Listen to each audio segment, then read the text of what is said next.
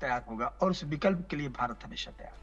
ठीक है संदीप जी, आएंगे आपके पास, रुक कर लेते हैं द्विवेदी जी का। द्विवेदी जी, जिस तरीके से अनुमान ये भी जताया जा रहा है कि यहाँ पर पीएम मोदी और शी जिनपिंग की मुलाकात हो सकती है, लेकिन गलवान के बाद जिस तरीके से रिश्ते बिगड़े हैं उसमें सुधार आने में वक्त लगेगा, लेकिन क्या यहाँ से अच्छी शुरुआत हो सकती है? क्या कितना आपको लग रहा है चांसेस कि यहाँ पर बातचीत हो सकती है इस दौरान दोनों के बीच में? जी, मुझे ऐसा लगता है कि अब मैं अपनी बात शुरुआत करना चाहूंगा एक टर्म के साथ। जैसे साहब ने बात की मल्टीलैटरलिज्म की, तो मल्टी अलाइनमेंट की भी विदेश नीति है जिसको मोदी जी और जयशंकर साहब फॉलो कर रहे हैं। तो उसमें एक बात तो ये है, पर मुझे लगता है चीन के साथ हमें काफी फूंक फूंक कर कदम उठाने पड़ेंगे। और जहां तक चीन की बात है, उनपे चीन के ऊपर विश्वास नहीं किया जा सकता, क्योंकि अगर हम देखें, ये बात मैं पहले भी कह चुका हूं, मनमोहन सिंह जी के टाइम में 2012 में एक ट्रीटी हुई थी जिसमें पेट्रोलिंग के दौरान पीएलए और भारतीय सेना के बीच झड़पें ना हो, ऐसी बातचीत को सामने रखा गया था। पर इन सब चीजों को देपसांग, डोकलाम और गालवान वैली के क्राइसिस में चाइना ने इन सब डेवलपमेंट्स को, इन सब कंडीशंस को इग्नोर किया। तो मुझे लगता है कि ये जो समिट्री के बगल में जो बायलैटरल डिप्लोमेसी होती है, उससे कुछ ज्यादा अचीव चाइना के परिप्रेक्ष्य में कम से कम नहीं हो पाएगा। और अगर हम ब्रिक्स की बात अकेले करें, तो भारत का ये एफर्ट रहा है मल्टी अलाइनमेंट का, कि एक तरफ उसको रशिया के साथ भी बना के रखना है और अमेरिका की जो सार्वभौम सत्ता है, इन दोनों रशिया और अमेरिका को बैलेंस आउट करना है, जो कि भारत ने पिछले 3-4 वर्षों में बड़े ही क्लेवरनेस के साथ और बड़ी ही अच्छी समझदारी के साथ किया है। तो मुझे लगता है, जहां तक चीन की बात पे मैं अपनी बात खत्म करना चाहूंगा, चीन की सलामी स्लाइसिंग की पॉलिसी है, विस्तारवादी पॉलिसी है, एक्सपेंशनिस्ट पॉलिसी है, तो उन पे विश्वास नहीं किया जा सकता। क्योंकि जब 1962 का जो युद्ध हुआ था, उस समय भी नेहरू जी और सब लोग बात कर रहे थे हिंदी चीनी भाई भाई, और माओ के साथ उनकी बड़ी प्रगाढ़ बातचीत हुई थी। पर 1959 से इंडिया की फॉरवर्ड पॉलिसी को चाइना ने अचानक ही ब्लेम करना शुरू कर दिया और भारत के ऊपर चढ़ बैठा 1962 में तवांग के थ्रू और नॉर्थ नेफा के थ्रू।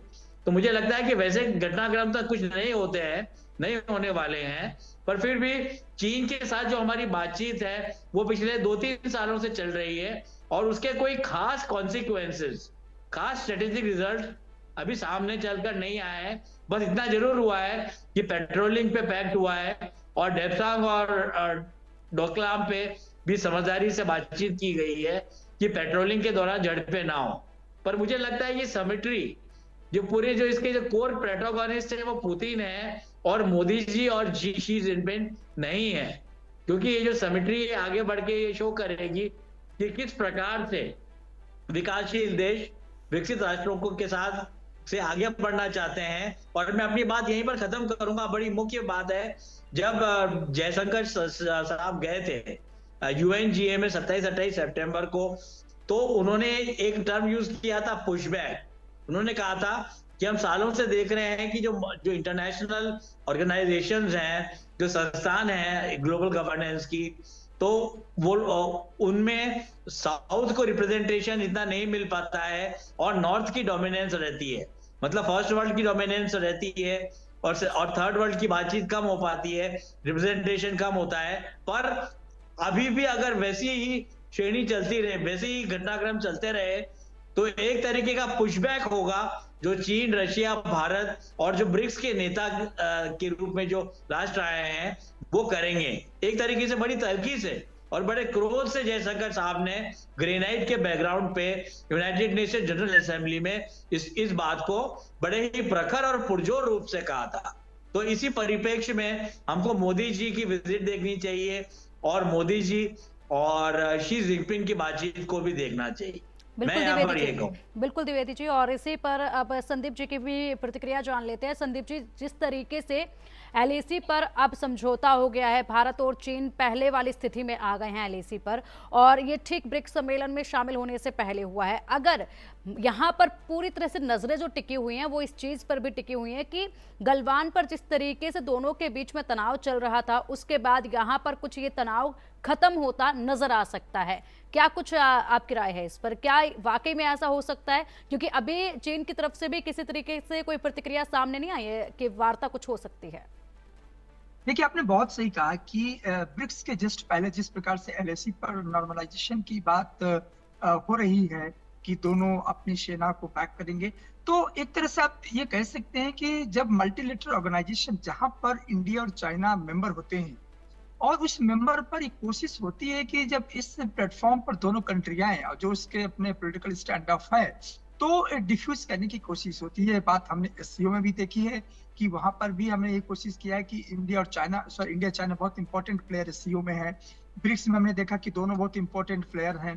तो एक तरह से आप ये देख सकते हैं कि इस तरह के जो मल्टीलेटरल प्लेटफॉर्म्स हैं जहां पर रशा होता है, रशा की हमेशा कोशिश होती है। अभी एक दिन पहले का ये रशा का स्टेटमेंट देखिए, तो रशा ये कहने की बार बार कोशिश करता आया है कि रशा, चाइना और इंडिया, जो आरआईसी का कंसेप्ट एक समय जमाना हुआ करता था कि यदि तीनों एक हो जाएं तो वो दिन दूर नहीं जब हम इस बात को हमेशा चर्चा करते आए कि एशिया सदी, जो अगली जो 21st सेंचुरी वो एशिया की सदी होगी।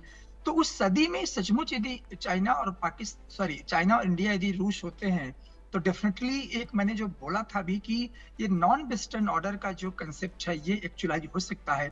लेकिन इसके साथ भी यथार्थ ये कहता है, रियलिज्म ये कहता है कि चाइना के साथ जो हमारे पॉलिटिकल स्टैंड ऑफ है उसको कहीं ना कहीं डिफ्यूज करना होगा। और डिफ्यूज करने का सबसे बड़ा जो अवसर होता है, जो प्लेटफॉर्म होता है, वो मल्टीलेटरल ऑर्गेनाइजेशन जैसे ब्रिक्स जैसे मंच होता है, जहां पर आप एक dedollarisation non western approach को आगे रखते हैं।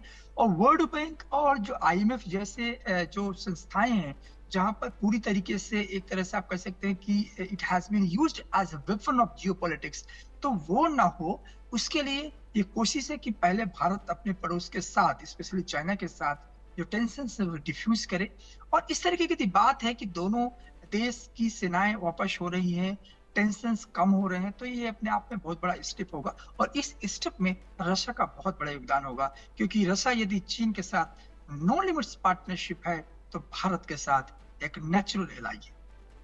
बिल्कुल संदीप जी, और एक बार फिर से द्विवेदी जी का रुख करेंगे। द्विवेदी जी, जिस तरीके से ये भी बातें सामने आ रही हैं, जिनपिंग के साथ तो मुलाकात के बाद सामने आ ही रही है, इसी के साथ इस तरीके की भी खबरें हैं सूत्रों के हवाले से कि देखिए यहाँ पर अनौपचारिक तरीके से और भी बड़े लीडर्स के साथ जो है मुलाकात पीएम मोदी की हो सकती है। किन किन से और मुलाकात हो सकती है, किन किन से अनौपचारिक तरीके से बातचीत यहाँ पर हो सकती है? जी, मुझे ऐसा लगता है कि करीब 6-7 राष्ट्राध्यक्ष हैं जिनके साथ बातचीत होगी मोदी जी की। पर मैं यहाँ पर अपनी बात का जो मेन आर्ग्यूमेंट है वो यहाँ रखना चाहूंगा कि इंडिया ने एक बात कही थी, उसको टेस्ट करने का ग्राउंड भी ब्रिक्स यहाँ पर हो सकता है। ये कजान में ब्रिक्स की समिट हो सकती है कि भारत अपने वैश्विक पटल पर जिस प्रकार से एक इंपॉर्टेंट और सिग्निफिकेंट राष्ट्र बन के उभरा है और भी ज्यादा प्रखर रूप से उभरने का प्रयास कर रहा है, तो उसमें हम ये देख रहे हैं कि कॉन्फ्लिक्ट रिजोल्यूशन मतलब युद्ध को डिफ्यूज करना, टेंशन्स को डिफ्यूज करना, और जहां पर युद्ध है चल रहे हैं 2-2 सालों से वेस्ट एशिया में, यूक्रेन और रशिया के बीच में, किस तरीके से भारत को मान्यता मिले, पहले तो थर्ड वर्ल्ड कंट्रीज में, उसके बाद फर्स्ट वर्ल्ड कंट्रीज में और ग्लोबली रीजन से आगे चलकर कि हम लोग विश्व में वो रोल अदा कर सके जो किसी जमाने में रूस और अमेरिका और वहां के जो वेस्ट के बड़े देश हैं वो अदा किया करते थे। पर मुझे लगता है कि जो जहां तक आपने द्विपक्षीय बात करी, द्विपक्षीय बायलैटरल मीटिंग्स की